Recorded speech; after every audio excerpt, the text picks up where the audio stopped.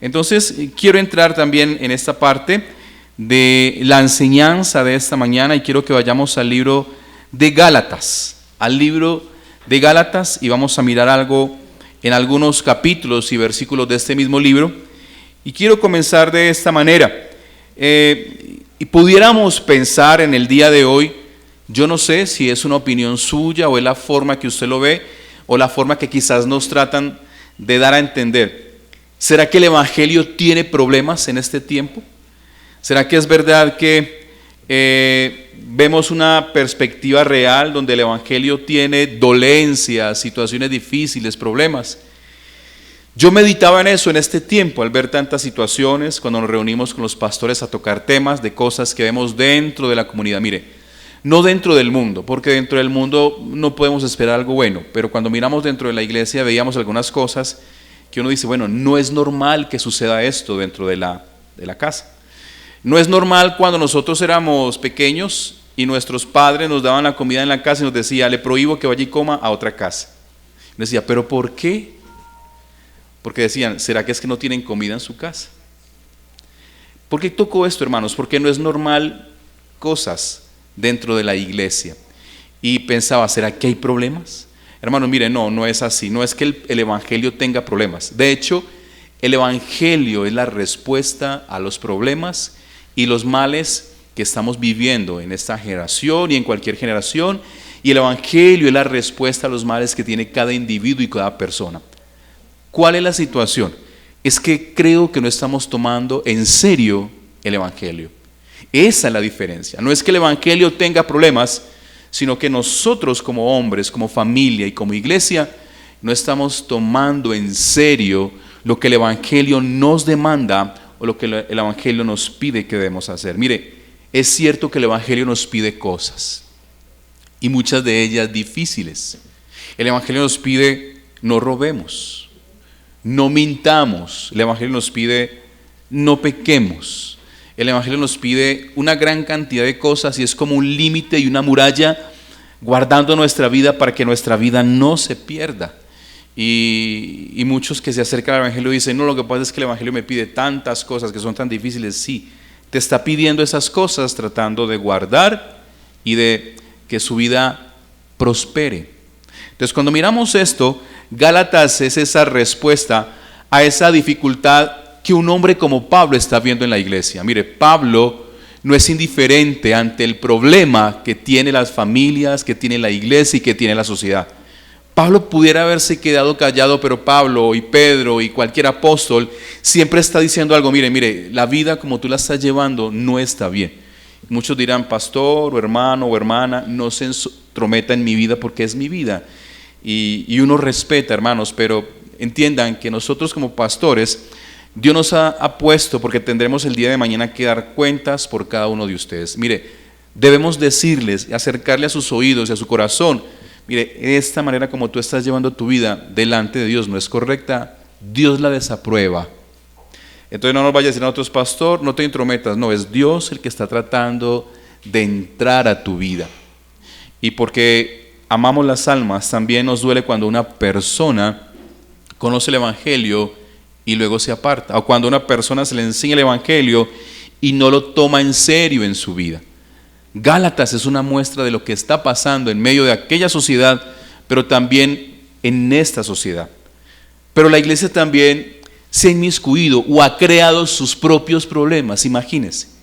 La iglesia, en lugar de dar respuesta a los males que tenemos en nuestra sociedad, la misma iglesia ha creado sus propios problemas. Y hemos entrado en discusiones, en opiniones, en conceptos que la Biblia no nos dice. Estamos discutiendo en la iglesia cómo se bautiza. Venga, usted cómo se bautizó. Estamos discutiendo en la iglesia si esto es de la ley o no es de la ley. Si se diezma, si no se diezma. Estamos discutiendo en la iglesia conceptos como si tocamos la alabanza a Dios con instrumentos o no. A mí me parece muy pobre porque esos no son los problemas de esta sociedad.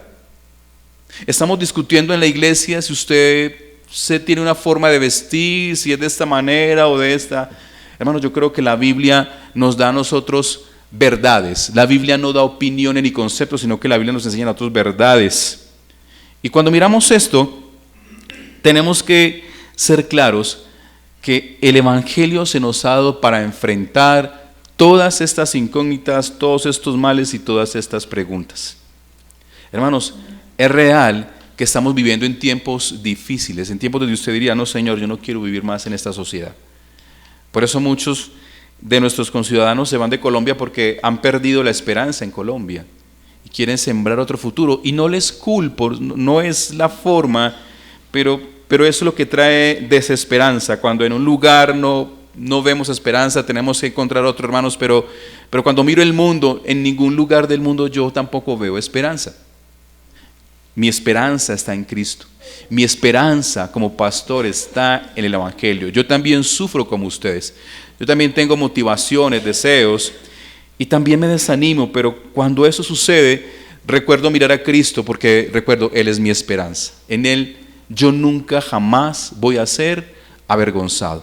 Cuando miremos esto, entonces, quiero titular esta enseñanza para que la verdad del Evangelio permanezca.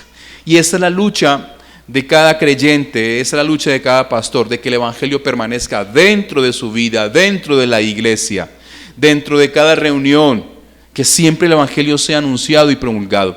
Mire, nosotros nos reunimos en este lugar por causa de Cristo. No porque yo venga aquí o cualquier pastor se va a parar para darle a usted unos puntos o unos tips de cómo vivir su vida, no. Nosotros nos reunimos por la causa de Jesucristo. Y esa es la verdad del Evangelio, hermanos. La verdad del Evangelio, cuando nosotros escuchamos que son unas buenas nuevas, mire, esa buena noticia es que Cristo murió por nosotros. Y ahí empieza a desprenderse el Evangelio. La causa del Evangelio es Cristo en mi vida. ¿Qué quiere hacer Cristo en mi vida, en tu familia? ¿Para qué vino Cristo? Cuando Pablo está hablando a Gálatas, Pablo está preocupado por algo que está viendo. La iglesia está dejando la fe. Aquellos que alguna vez escucharon el Evangelio lo dejaron. Pero Pablo se sorprende porque en ese viaje misionero que él hace por Galacia, él predica el Evangelio, va con sus hermanos en la fe, enseña a Cristo, enseña la verdad de Cristo. Pero luego, en unos meses, en unos pocos años, escucha de que esa gente que había recibido el Evangelio ahora está dejando la fe. ¿No nota usted hoy también eso en nuestra sociedad? Que muchos que están dentro de la iglesia aún ya han dejado la fe. Que muchos que están dentro de un culto cristiano, hermanos, muchos de ellos se notan que ya han dejado la fe. Pablo empieza de esta manera. Pablo en el capítulo 1 de Gálatas dice, Pablo apóstol, no de hombres, 1 versículo 1, sino por Jesucristo y por Dios el Padre que lo resucitó de los muertos, y todos los hermanos que están conmigo a las iglesias de Galacia. No solamente Pablo estaba interesado en la vida de una comunidad, sino que también las personas que estaban alrededor de él. Miren, hermanos, nosotros debemos interesarnos por la vida de los hermanos que profesan la fe en otros lugares. Nosotros debemos estar interesados que las iglesias en otros lugares crezcan. La vida cristiana no es una competencia. Las iglesias no fueron levantadas y edificadas para competir unas con otras. Y Pablo nos enseña aquí en esta porción, miren, no solamente yo, sino los hermanos que están conmigo, queremos darles y anunciarles esta verdad. Y Pablo está diciendo de la siguiente manera, en el versículo 6, estoy maravillado de que tan pronto os hayáis alejado del que os llamó por la gracia de Cristo para seguir un evangelio diferente. No es que haya otro, sino que hay algunos que os perturban y quieren pervertir el evangelio de Cristo. Pablo empieza directo. Dice, menos, estoy preocupados, estoy maravillado que tan pronto ustedes hayan visto, hayan gustado de la gracia de Dios, hayan apartado su corazón tan fácilmente. Y vamos a mirar este problema. ¿Cuál es el problema que tiene la iglesia, hermanos? Que no tomamos el evangelio de la manera que tenemos que tomarlo. No hay otro problema. La palabra dice que hay problemas que tenemos que enfrentar: persecución, humillación, burla, rechazo por causa de Cristo. Eso nos enseña la palabra. Pero hay un problema más peligroso, hermanos, que nosotros apartemos nuestro corazón de los caminos de Cristo. Ese es el problema más peligroso y más terrible que cada uno de nosotros pudiéramos vivir. No lo podríamos soportar. Ahora, yo quiero tocar un primer punto en este texto. ¿Por qué predicamos el Evangelio? ¿Por qué no nos evitamos problemas? ¿Por qué tenemos que predicar el Evangelio? ¿Por qué no dejamos que cada uno viva como quiere? Y podría ser una respuesta justa, ¿cierto? Podría, como hoy estamos hablando del libre desarrollo de la personalidad, podríamos tener una respuesta posiblemente, bueno, tiene sentido, hermanos, no tiene sentido. Cuando tocamos esas palabras dentro de la comunidad, el libre desarrollo de la personalidad es un concepto, hermanos, que ha dañado al hombre, que ha desfigurado al hombre. ¿Cómo así, pastor? Entonces yo tengo que hacer lo que usted me diga, sí y no. Hay cosas, hermanos, en las que nosotros como creyentes, como familia, no podemos violentar. Hay principios. Hay principios. Déjeme decirle que entonces ya no podemos predicar sobre los valores en muchos lugares porque ya los valores hoy no sirven, como decía alguien. Eso es para usted, escucho, no es para nosotros. El respeto. Hay cosas, hermanos, que son códigos morales dentro de una familia. Y Pablo está diciendo, en esta sociedad hay un problema. ¿Para qué predicamos el Evangelio, pastor? ¿Para qué nos metemos en problemas? Aquí está la respuesta del capítulo 1, versículo 4. ¿Por qué predicamos el Evangelio? La palabra dice, el cual se dio a sí mismo, ¿por quién? Por nuestros pecados. ¿Por qué predicamos el Evangelio? Porque hay un problema en el hombre que se llama pecado. Pero aparte de eso dice, para librarnos del presente siglo malo. Estamos en el capítulo 1 de Gálatas, versículo 4. ¿Por qué entonces predicamos el Evangelio? Pablo está diciendo, guiado por el Espíritu Santo, porque el tiempo que estamos viviendo es malo. Y este presente siglo malo está hablando de una era. Pablo lo está diciendo por allá 60 años, 50 años después de Cristo. Y ya llevamos 2000 años. Esa palabra está en nuestra boca, 2000 años. Y todavía seguimos viviendo en un presente siglo malo. La palabra dice que este tiempo es malo. ¿No le parece a usted eso? Es tan malo que usted va y compra un mango y usted lo ve muy bonito, pero cuando usted lo abre, hasta en eso la maldad ha tocado la creación, cuando Dios al principio lo había hecho todo perfecto. Ahora, si eso pasa en un mango, mire una persona. Miremos las personas. Y Dios dice, mire, ¿por qué hay que predicar el Evangelio? Porque el tiempo en que estamos viviendo es malo. Y el Evangelio es la única esperanza y la respuesta para enfrentar este presente siglo malo. Pero no solamente está hablando de ese presente siglo malo, sino que ese presente siglo malo, 2 Corintios 4, 3 y 4, nos habla de alguien que tiene el control de ese siglo. Yo quiero que vayamos allí, de ese siglo malo. 2 Corintios, sin dejar Gálatas, 4, 3, 4, dice la palabra, si todo lo tenemos, 2 Corintios 4, 3, 4, dice, pero si nuestro evangelio está aún encubierto entre los que se pierden, dice, está encubierto, en los cuales el Dios de este siglo, esa palabra Dios, ¿cómo aparece?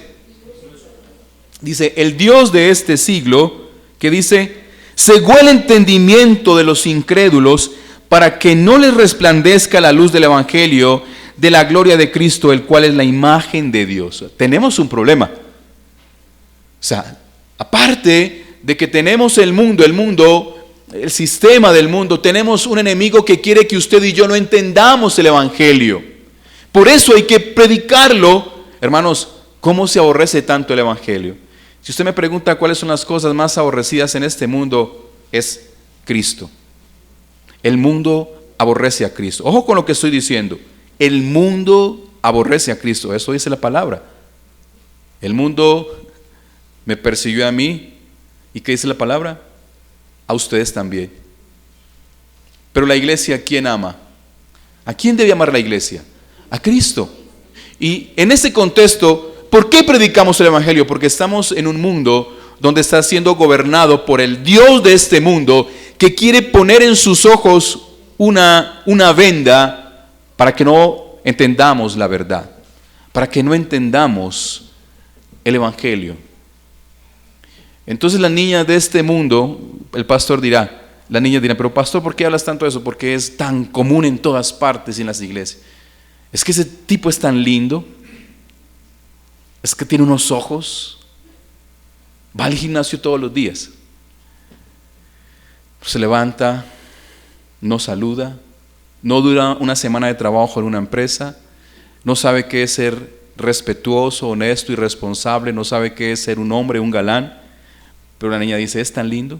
No respeta a su padre y a su madre. Cuando le pide que laven unos trastos o su ropa, dice, no, ahí hay una lavadora. Miremos lo que estamos haciendo. Este mundo es malo. Y entonces el mundo nos enceguece, pero entonces la niña ya cuando se mete con esta persona, ya no puede escaparse, porque ya entregó su cuerpo, posiblemente procrear un niño, una niña. Estoy tocando una parte de la vida, porque el mundo enceguece los ojos de nuestros jóvenes. Estamos hablando de ser, pero él es muy lindo. Hermanos, estamos en un mundo de apariencias. Estamos en un mundo, hermanos, de apariencias. Entonces Pablo, ¿por qué dice? ¿Por qué hay que predicar el Evangelio? Porque el Evangelio abre nuestros ojos. Porque el Evangelio abre nuestro entendimiento, nos da a entender. Cuando yo conocí de Cristo, yo decía, Dios mío, ¿por qué me emborrachaba?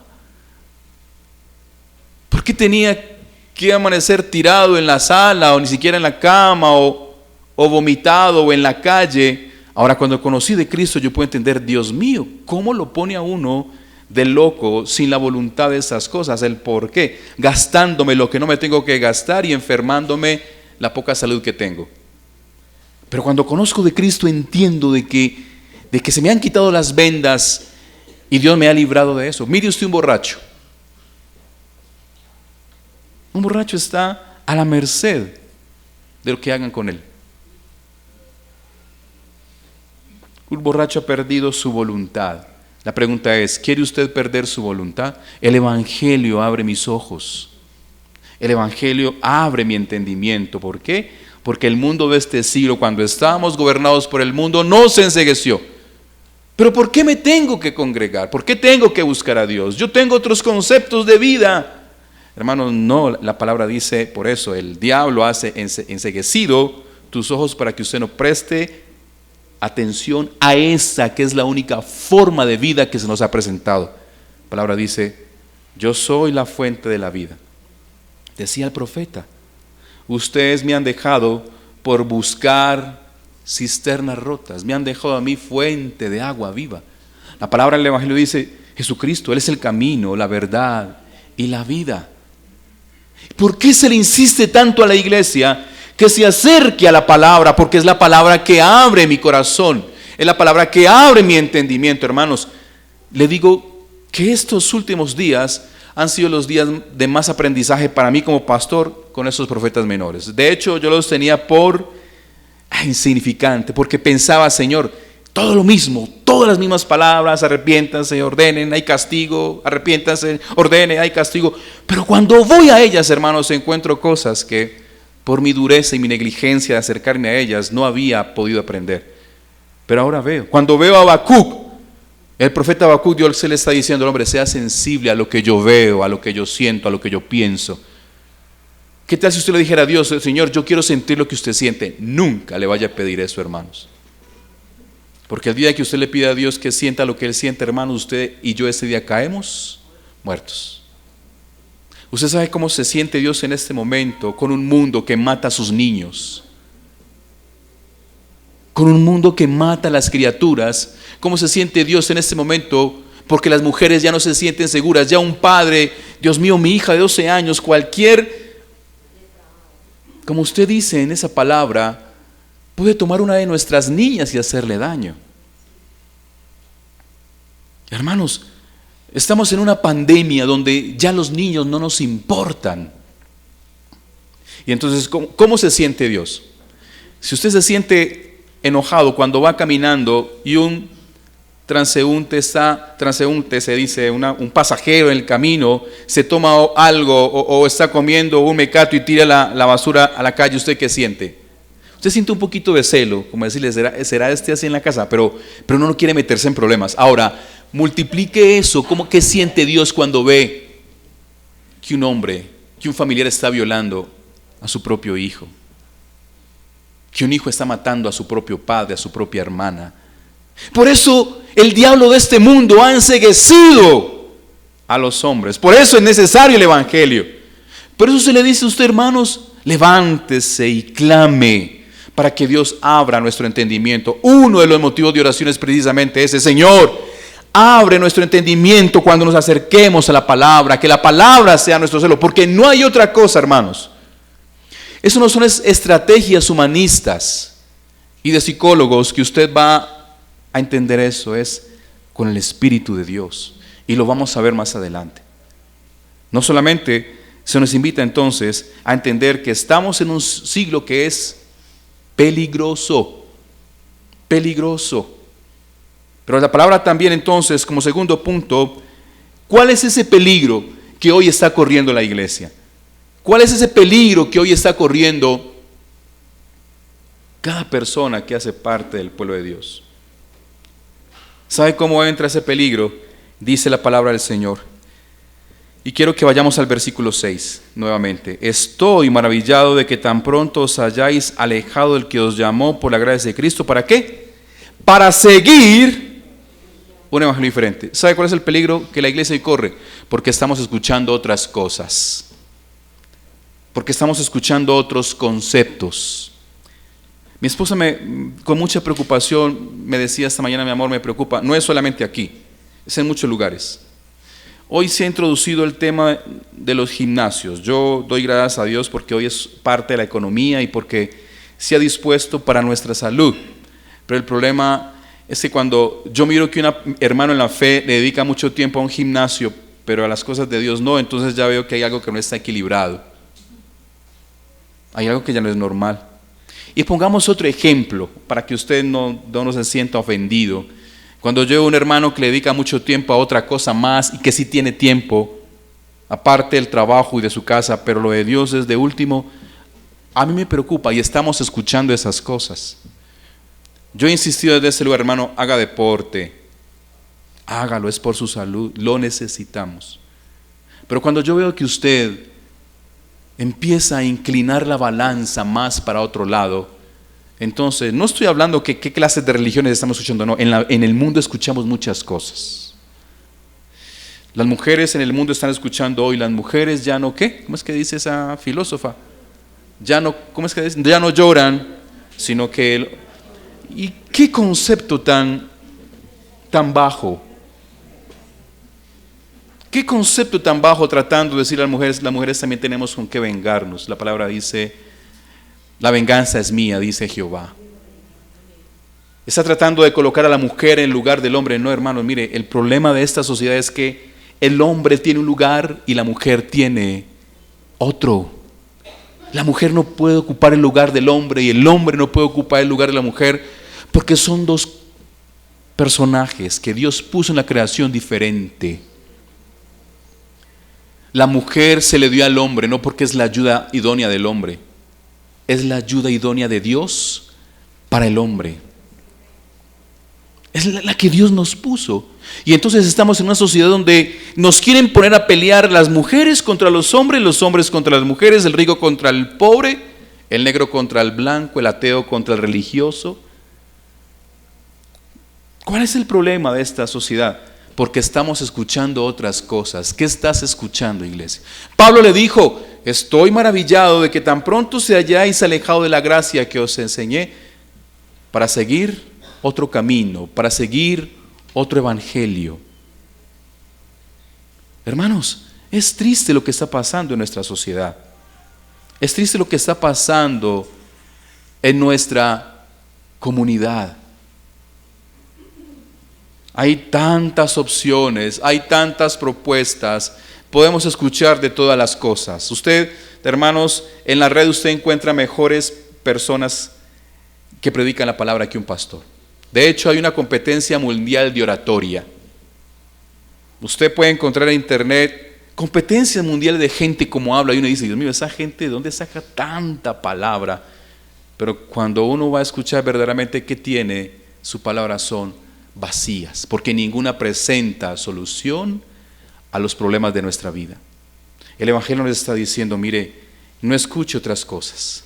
El Evangelio de Juan me dice y nos enseña, mis ovejas escuchan mi voz. ¿Y qué dice? Y ellas me siguen. Ellas escuchan mi voz y ellas me siguen. La pregunta es, cuando Dios nos habla, ¿le seguimos? Cuando Dios nos habla, hermanos, ¿estamos prestos a correr a ese llamado? ¿O estamos ahí como sí, como que no, pero Dios, no estoy de acuerdo contigo? Hermanos, usted y yo nosotros nos tenemos que poner de acuerdo con Dios. Aunque la palabra dice, andarán dos juntos si no se pusieran de acuerdo. Mire, yo no tengo que ponerme de acuerdo con Dios, yo tengo que obedecer a Dios. Yo no tengo nada que aportarle a Dios, yo no tengo nada que añadirle a Dios porque Dios lo conoce todo. Dios sabe qué me va a pasar mañana y por eso Dios me advierte, no te metas con esa mujer, no hagas ese negocio, no tomes esa decisión o tómala pero en tal momento, porque Dios sabe qué nos va a pasar. No inviertas en ese momento porque el dólar va a bajar o va a subir y para tu negocio se va a dañar. Espérate un momento, el momento preciso. Entonces, cuando hablamos de esto, ¿cuál es el peligro de escuchar y aceptar otras enseñanzas? Algunas de estas son opiniones, añadiduras o tradiciones. El Evangelio no nos habla ni nos sugiere tradiciones. Hoy, como la iglesia cristiana, nos reunimos un domingo, pero no hay ningún problema que se pueda reunir un sábado. O no hay ningún problema que se pueda reunir un miércoles, o no hay ningún problema que se pueda reunir un viernes, pero nosotros hicimos tradición un domingo. De hecho, la iglesia viene más gente un domingo. ¿Por qué? Dígame por qué. No porque usted no puede, es porque es tradición. Porque aquí hay un servicio a las 7 de la noche y es la mitad de las personas que vienen a este lugar. Y uno dice, venga, tan raro. Es la misma palabra, muchas veces una palabra más elaborada, porque se ha vuelto tradición en nuestras vidas. La iglesia vive de tradiciones. Nadie hace natilla en junio, porque se volvió una tradición que se hacía en diciembre. Si ve nuestras vidas como son, y el Señor dice, la Biblia no es de eso, aunque adoptamos cosas. Nosotros no somos llamados a esto. Mire, el Evangelio nos demanda vivir una vida diferente a como el mundo la vive. Hermanos, pero diferente es diferente. El del Evangelio nos demanda pensemos diferente. El Evangelio nos demanda caminemos de una forma diferente. En el sentido de nuestra vida moral. El Evangelio nos demanda hablemos de una manera diferente. No salga ninguna palabra corrompida de nuestra boca. Esa es la realidad del cristiano, nos demanda una vida diferente al mundo. Pero no solamente hay un peligro de que son más opiniones que se han injertado en la iglesia, son más añadiduras de hombres y tradiciones que verdaderamente la palabra. ¿Cómo es posible que estemos discutiendo en las iglesias? Es que aquí no tocamos con batería porque ese instrumento es del diablo. No puede ser, no puede ser. Es que no tocamos con una guitarra porque esa guitarra produce unos sonidos que, no puede ser, no. De verdad, se están discutiendo estas cosas. Y entonces cuando la Biblia me habla de salterios, de címbalos, de arpas, de instrumentos de viento, de instrumentos de percusión, ¿y cómo hacemos? Estamos discutiendo por unas cosas, hermanos, que el Evangelio no nos abre las puertas para discutir, ni siquiera de lo que comemos. Pablo dijo, hermanos, el que come para el Señor come y el que no come también para... Si a usted le gusta comer esto, pues si le sirve a usted, si es saludable, hágalo. Si no, hermano, no juzgue al otro. Hasta mismo Pablo nos cierra esas discusiones y esas opiniones, porque el Evangelio nos enseña algo más profundo. Entonces, estas enseñanzas pervierten el Evangelio de Cristo. ¿Qué es pervertir? Es trastornar, es desacomodar las cosas, cambiar de lugar, lo que estaba arriba ahora abajo, lo que estaba abajo arriba. ¿Cuál es el problema de lo que estamos escuchando? Porque pervierte nuestro Evangelio. Hermanos, hay gente en el mundo, hay psicólogos, yo me he dado la tarea de escuchar a alguno de ellos, que tienen algunos conceptos humanistas muy interesantes, Pero cuando tienen que definir las cosas de Dios, inmediatamente se bloquean. ¿Sabe cuál es el problema de ellos?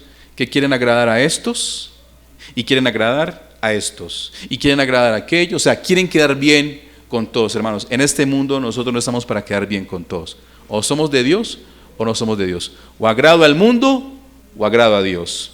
Y entonces escuchamos esos personajes que dicen esas cosas y cuando miramos sus vidas, son unas vidas tan locas.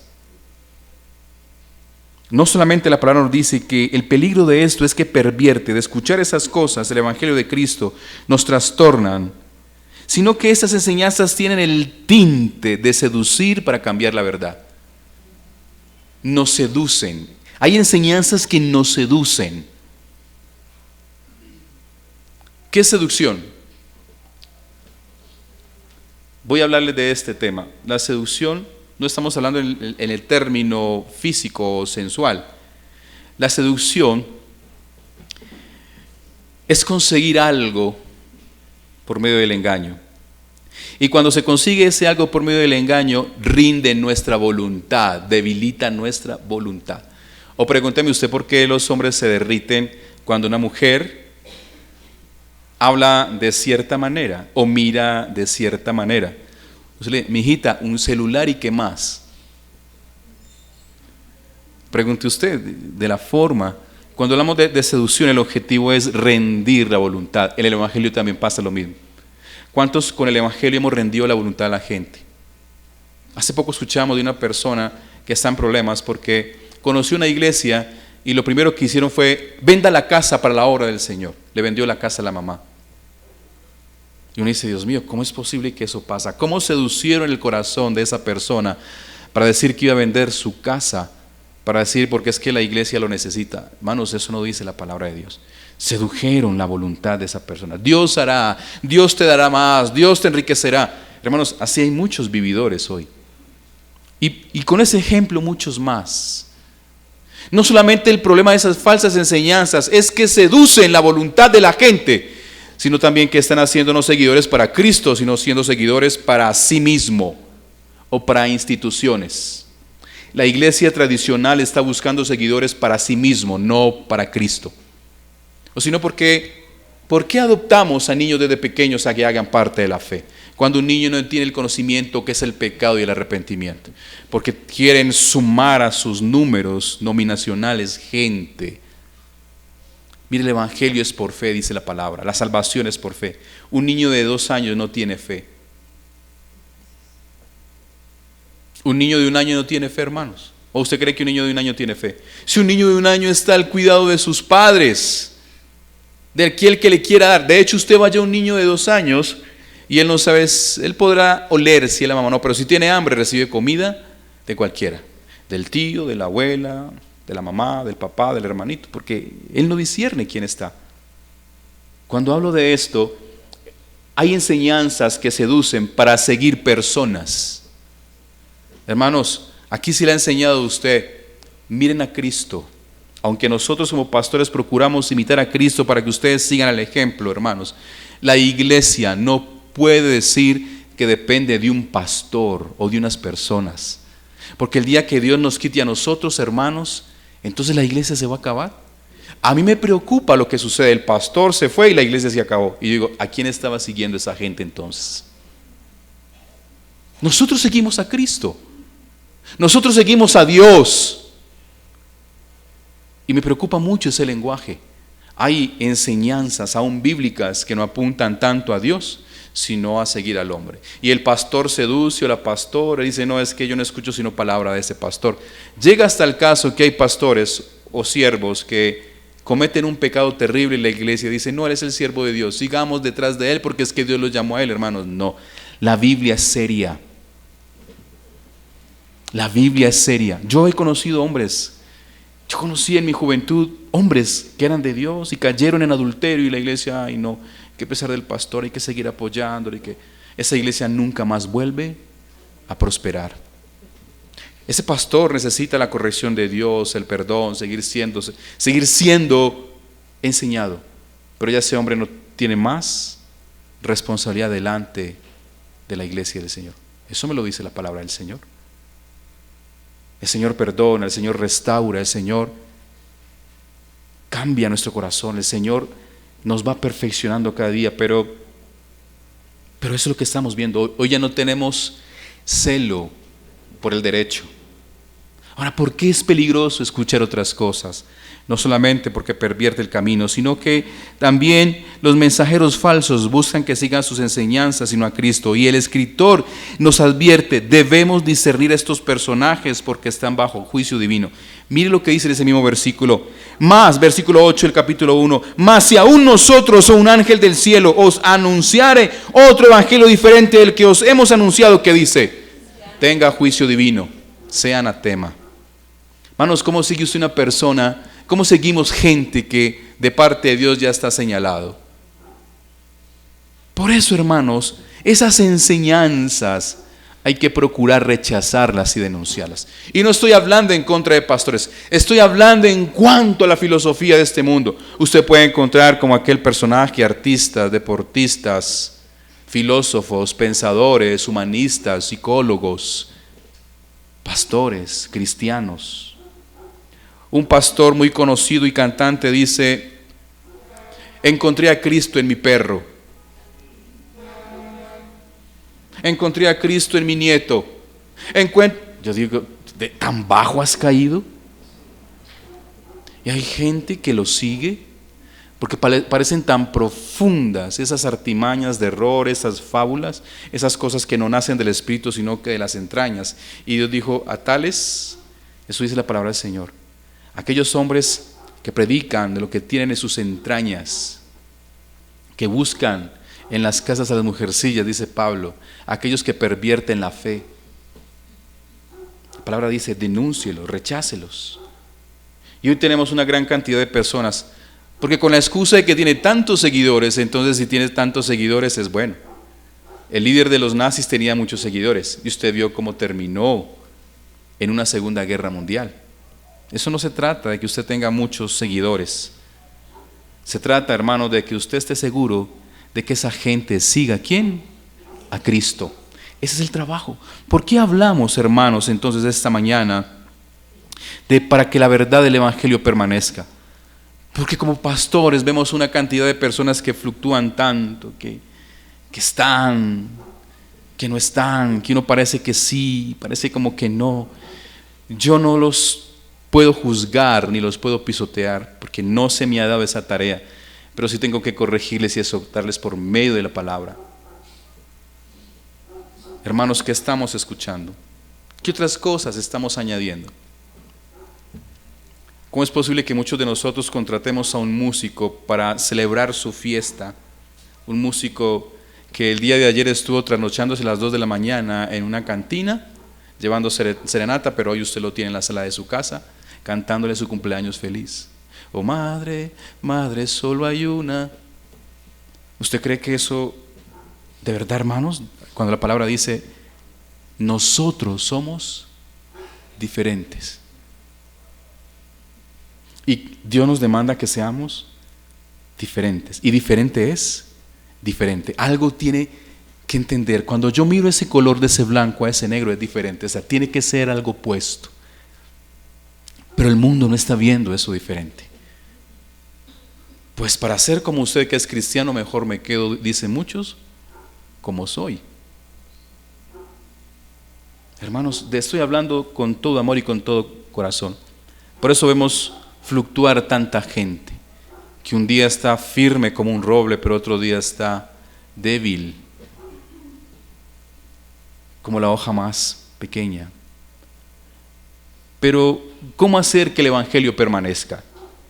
Y el peligro del Evangelio es, ojo, lo que estamos escuchando. El Evangelio no tiene problemas.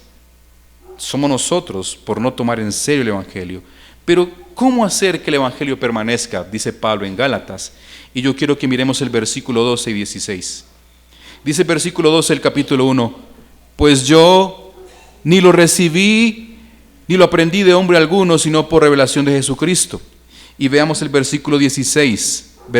Vayamos desde el 15.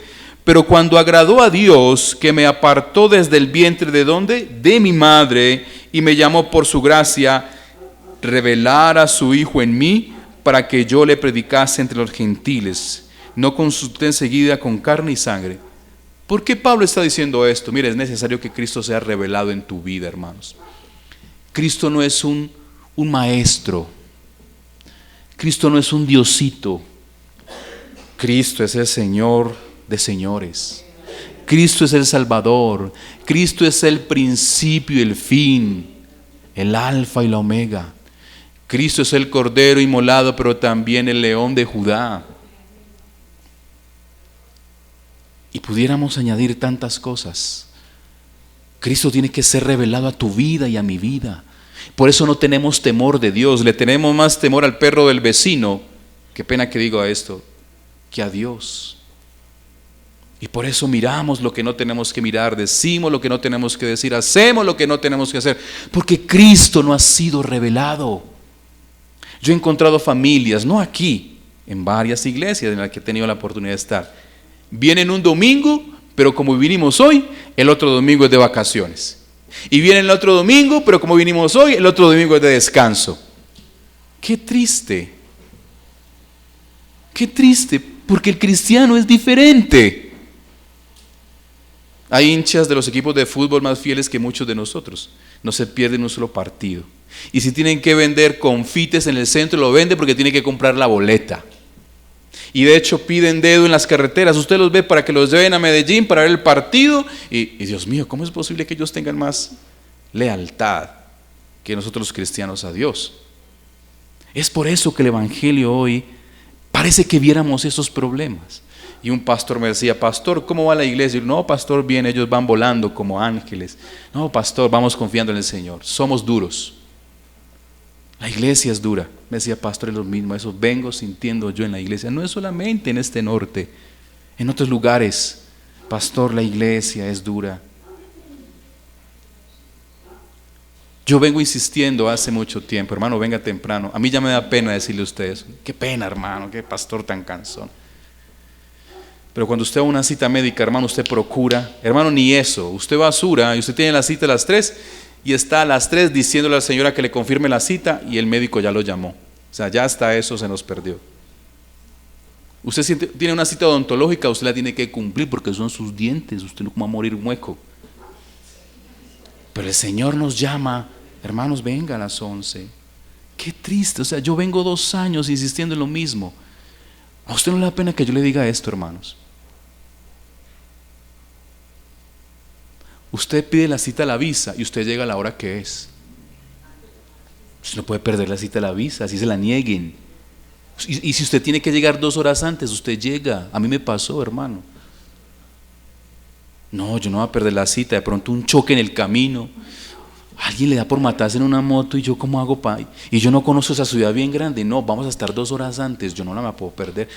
Que sea otra cosa que pase, pero no por culpa mía. Hermanos, ¿es real o no es real? Sí, hermanos, es real. Pero para las cosas de Dios parece que el Evangelio no nos presentara a nosotros una respuesta y una solución. Pero termina diciendo, Cristo debe ser revelado. ¿Cuánto conoces tú de Cristo? ¿Cuánto sufrió? ¿Cuánto sufrió Cristo en la cruz? Imagínese cómo lloró Cristo en la cruz por ti. ¿Cómo se lamentó Cristo en la cruz por ti? Mientras iba el camino hacia el Calvario, ¿qué padeció Cristo por ti? ¿Qué tal si usted se da una semana para decir qué sintió Cristo? Es eso. Cristo debe ser revelado. Pero también dice el capítulo 3, versículo 1 de Gálatas, el Evangelio debe ser aclarado, hermanos. Como cuando usted va a un banco y pide un crédito, usted le dice, mire, ¿cómo es el crédito? ¿Cuánto es el interés? ¿Cómo es el tema? No, ¿me sirve o no me sirve? Y la persona que está allá le dice, es así, es así, es así. Usted verá si se mete o no se mete. No, no lo puedo pagar. Así es el Evangelio. Debe ser aclarado que usted, sí, ya entiendo qué es el Evangelio. Capítulo 3, versículo 1. ¿Qué dice? Uy, esas palabras son de un hombre que está contento, ¿cierto? ¿Cómo está ese hombre? Oh Gálatas insensatos, ¿quién os fascinó para no obedecer a la verdad? A vosotros, ante cuyos ojos Jesucristo fue ya presentado claramente entre vosotros como crucificado. ¿Sabe qué dijo Pablo? Venga, a ustedes les presentó el Evangelio muy claro. ¿Quién era Cristo? ¿Por qué fue crucificado? ¿Qué pasó? ¿Quién los fascinó? ¿Quién los sedujo para dejar la verdad? Y dice la palabra del Señor: oh Gálatas insensatos. Hermanos, perdónenme, pero yo no les voy a decir a ustedes así. Ustedes son hermanos amados, pero que la palabra nos hable. Pablo está preocupado. Él los ama tanto que les dice: venga, tan ingratos. ¿Quién nos fascinó para dejar la verdad? A ustedes el Evangelio se les presentó de una manera muy clara para que ustedes estén diciendo: ¿será que estoy en la fe verdadera o no? ¿Será que estoy en el camino correcto o no? La palabra nos muestra a Jesucristo. Pero la palabra también nos anima y nos da a entender que no solamente el Evangelio debe ser aclarado, sino que el Evangelio debe ser defendido. 5 y 7. ¿Cómo hacemos que el Evangelio permanezca, hermano? Defienda su fe.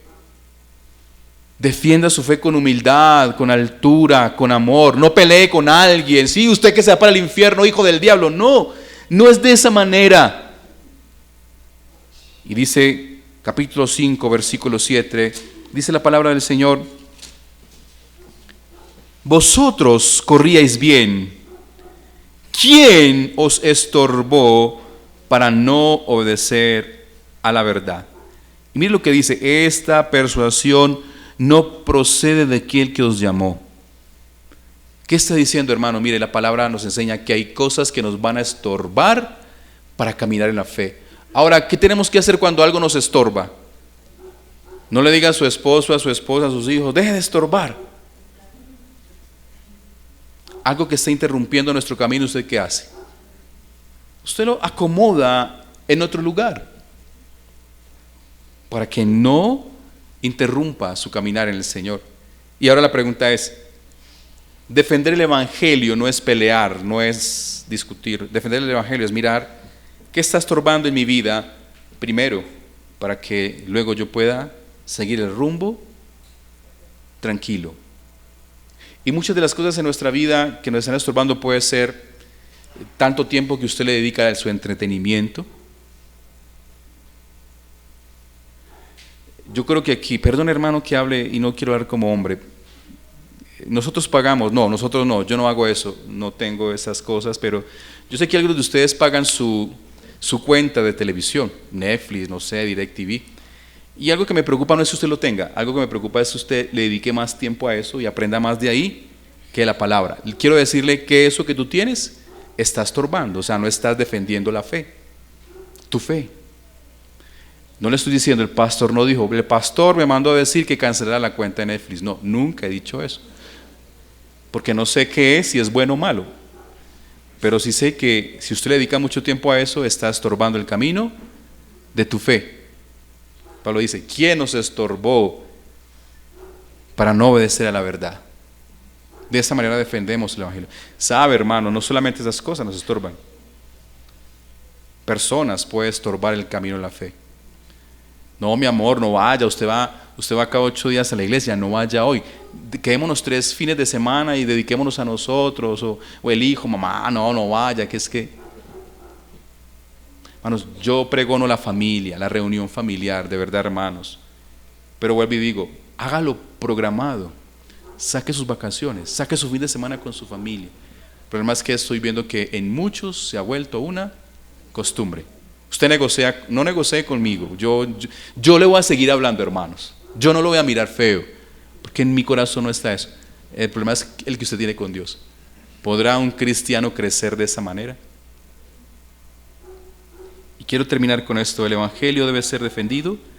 No podemos usar la libertad para dar rienda a la carne. ¿Qué dice el capítulo 5, versículo 13? Porque vosotros, hermanos, a la libertad fuisteis llamados, solamente que no uséis la libertad como ocasión para la carne, sino servíos por amor los unos a los otros. ¿Cómo hacer que el Evangelio permanezca? Usted ve más abajo el versículo 16, digo pues, andad en el Espíritu y no satisfagáis los deseos de la carne. Yo no puedo ser un cristiano donde en mi carne y en mis fuerzas viva una vida cristiana. Hoy vemos, se están inventando, yo creo que ya existen carros que son autómatas, ellos se dirigen solos, pero no dependen de muchas cosas de la tecnología, que sea una ciudad también tecnológica.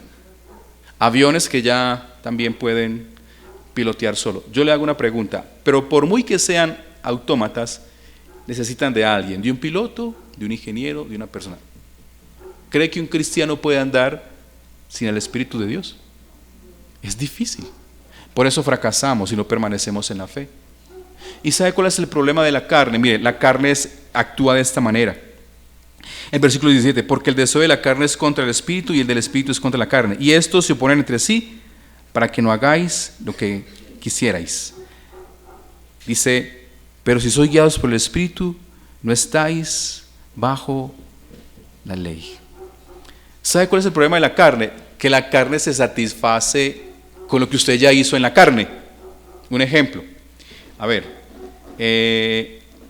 usted va y lava los trastos ese día, lava la trapeadora, la ropa, el baño, y usted y yo estamos satisfechos porque estamos seguros de que como papá y mamá vi ese comportamiento. Entonces mamá, ¿qué va a hacer el otro día? Nos va a dar el permiso que usted y yo necesitamos.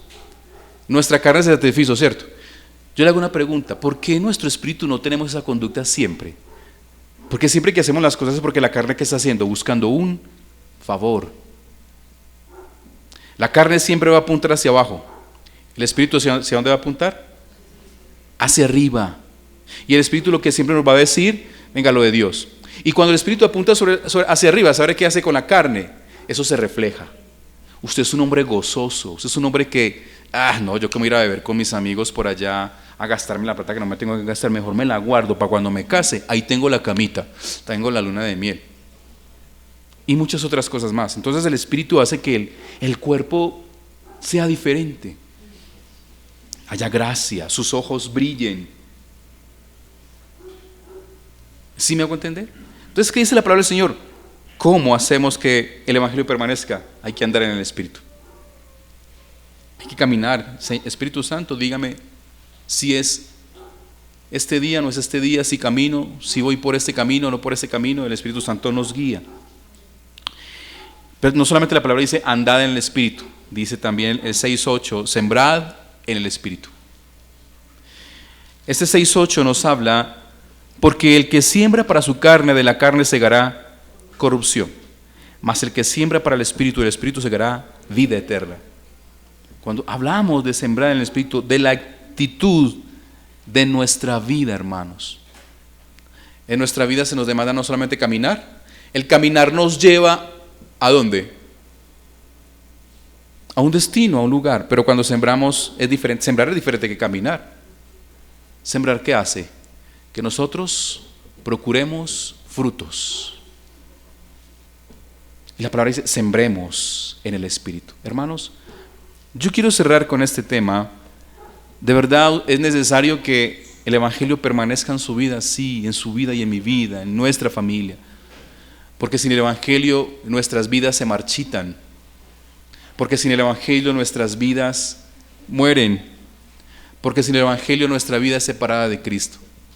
Yo le animo pues, hermanos, que no haga parte de su vida el evangelio como un problema.